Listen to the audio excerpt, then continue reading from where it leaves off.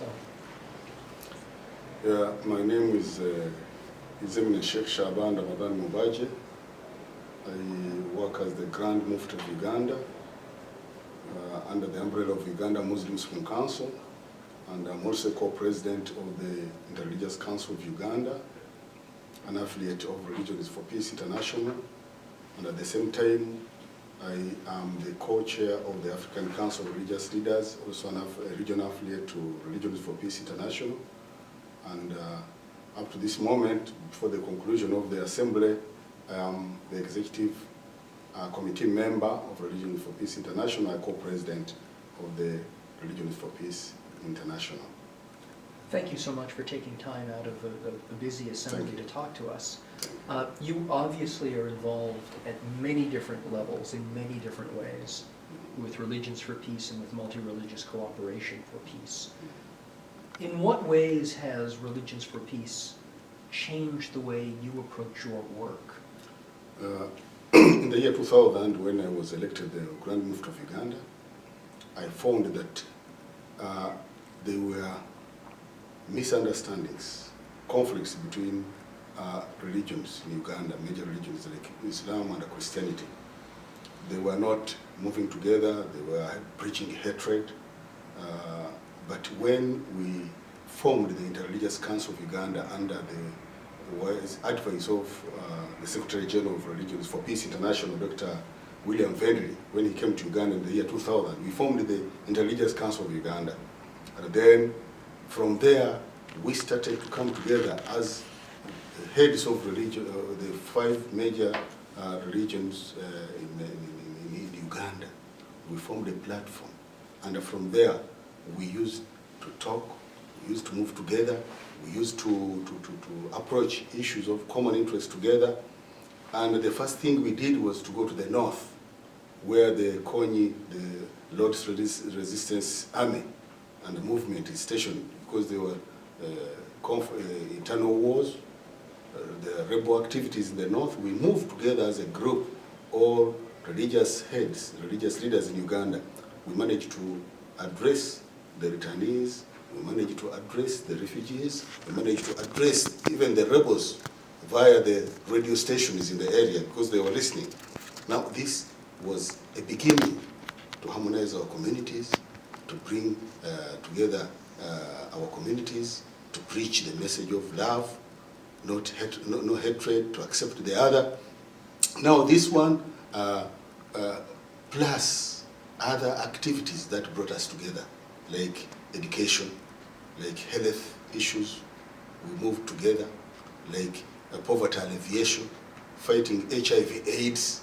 So then our communities began to realize that difference in belief does not mean hatred, does not mean enmity, does not mean conflict, but rather it means that we should work together, we should know one another, we should know each other, so as to cooperate.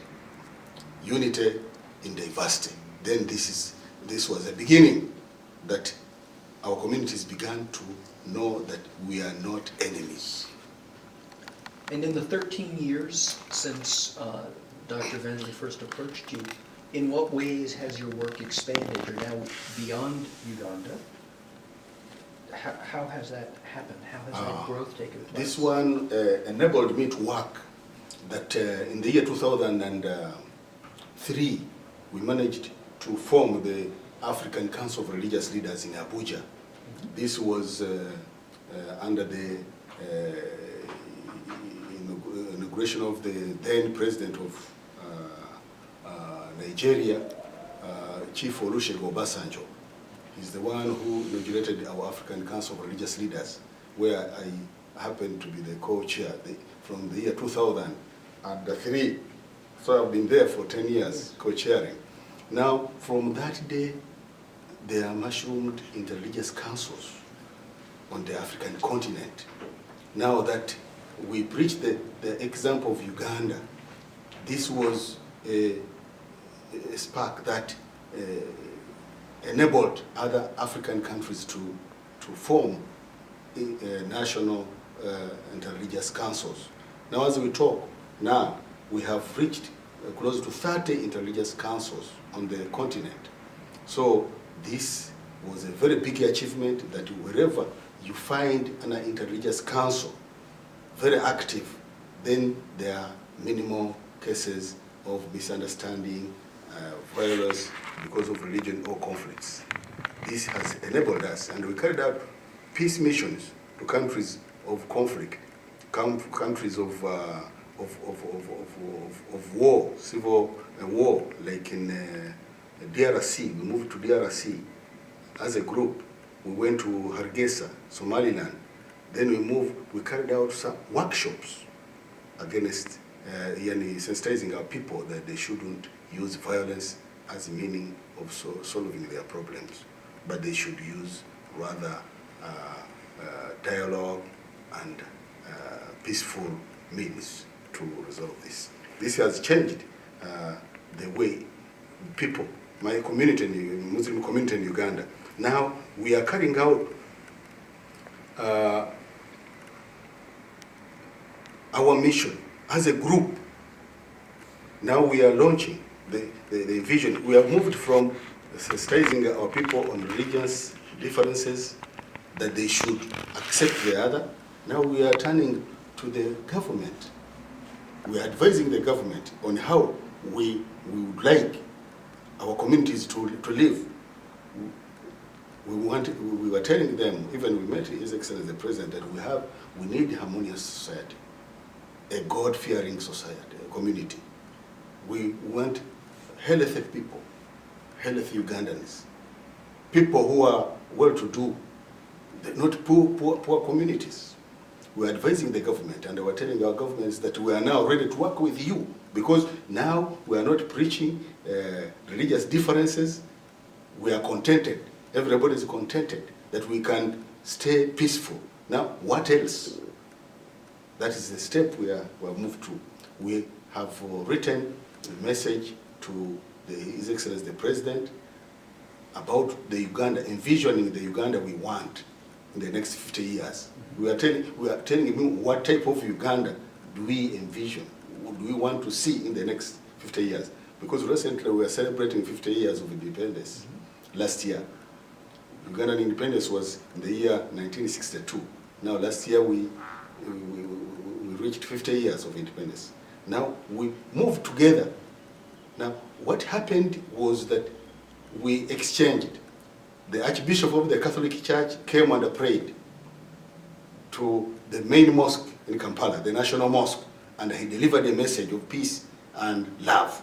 Then I also moved to the Seventh-day Adventist Church on Saturday, and in the whole gathering I was the chief guest, and then vice versa. We moved from places of worship. We exchanged so that this message is clear. So now our people in Uganda, when they see us moving together, inviting the other to address our people who believe in our religion, then that is a work well done, and we have now to look ahead to see that how are we going to cater for our communities? How can we support our governments to see that our people live a good life? One last question, and that is, what do you say to those who fear that multi-religious cooperation might cause them to be less committed to their own faith? I want to say very clearly that with multi-religious cooperation, then one feels contented with practicing his religion, because there is that acceptance of the other, that he will allow you to practice your religion. You allow him to practice his faith without any interference. Then there, I think you are more freer. You are more free to practice your religion than being practicing it when the other does not allow you, or you do not allow the other to practice it. I think this is a fertile ground that each one's belief will be strengthened, because the other will want to know, knowing the other, because now we have to know the other. when you know what I believe, then you may not be, you may not hate what I believe in, because you know it. You may accept it. You may not follow it, you may not believe in it, but you may accept it that yes, we may hate Christianity because we don't know Christianity. People may hate Islam because they don't know Islam. But how do we come together? This multi-religious cooperation brings us together. You hear a verse from the Quran, you quote it. I hear a verse from the Bible, I quote it. I know this is how these people, a human being is an enemy to a stranger. That's natural, that whoever is unknown to you, you tend not to welcome him. But when you know him, then you welcome him. The first thing, when somebody knocks the door, you say, who are you? If the identity is not clear, you don't know him, you cannot open the door. But if you say, I'm so and so from this country, then you say, oh, then you open the door.